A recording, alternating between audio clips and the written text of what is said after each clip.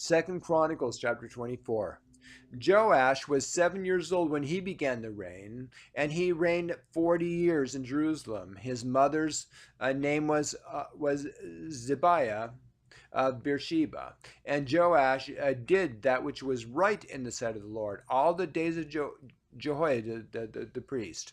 And Jehoiada took for him 2 wives, and he begat sons and daughters. And it came to pass after this that Joash was minded to repair the house of the Lord. And he gathered together the priests and the Levites, and said to them, Go out unto the cities of Judah, and gather all Israel money to repair the house of your God from year to year, and see that ye hasten the matter. Howbeit the Levites hastened it not. And the king called for Jehoiada the chief, and said unto him, Why hast thou not required of the Levites to bring in out of Judah and out of Jerusalem the collection according to the commandment of Moses, the servant of the Lord, and of the congregation of Israel for the tabernacle of witness? For the sons of Athaliah, that wicked woman, had broken up the house of God, and also all the dedicated things of the house of the Lord did they bestow upon Baalim. And at the king's commandment they made a chest and set it without the gate of the house of the Lord. And they made a proclamation that through Judah and Jerusalem to bring into the Lord the collection that Moses the servant of God laid upon Israel in the wilderness. And all the princes and all the people rejoiced, and brought in and cast into the chest until they had made an end.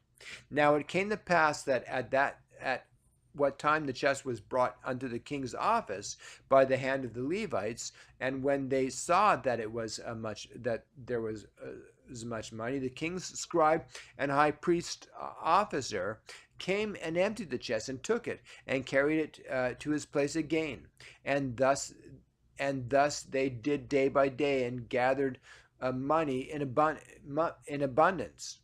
And the king and Jehoiada gave it to such as did the work of the service of the house of the Lord, and hired masons and carpenters to repair the house of the Lord. Also much was wrought, iron and brass, to mend the house of the Lord. So the workmen wrought, and the work was perfected by them, and they set the house of God in his state, and strengthened it.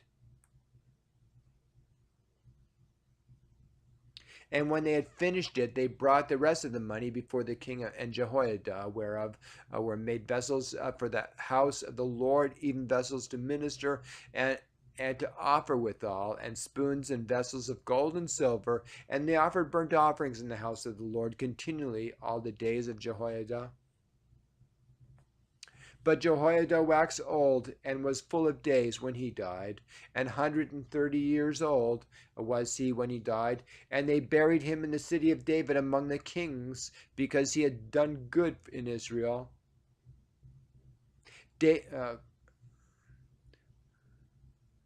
Both toward God and toward his house. Now after the death of Jehoiada came the princes of Judah, and made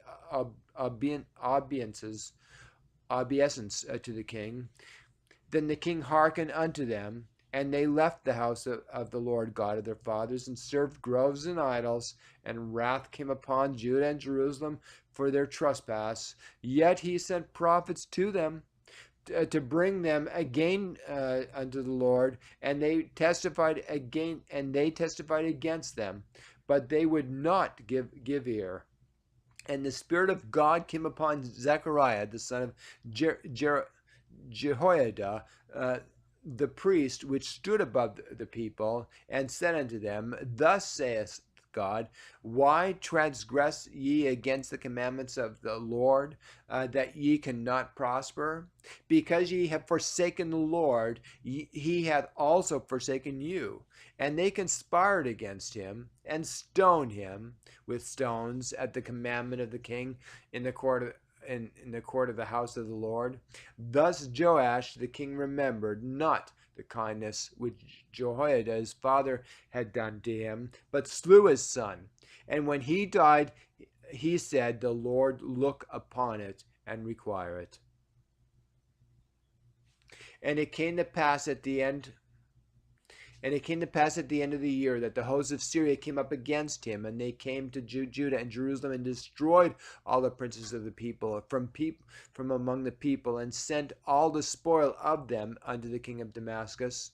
For the army of the Syrians came with a small company of men, and the Lord delivered a very great host into their hand, because they had forsaken the Lord God of their fathers. So they executed judgment against Joash. And when they were departed from him, for they left him in great diseases, his own servants conspired against him for the blood of the sons of Jehoiada the priest, and slew him on his bed, and he died. And they buried him in the city of David, but they buried him not in the sepulchres of the kings.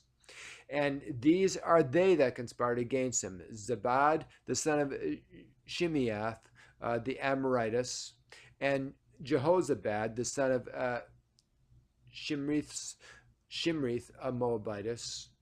Now concerning his sons and the greatness of burdens laid upon him, and the repairing of the house of God, behold, they are written in the story of the book of the kings.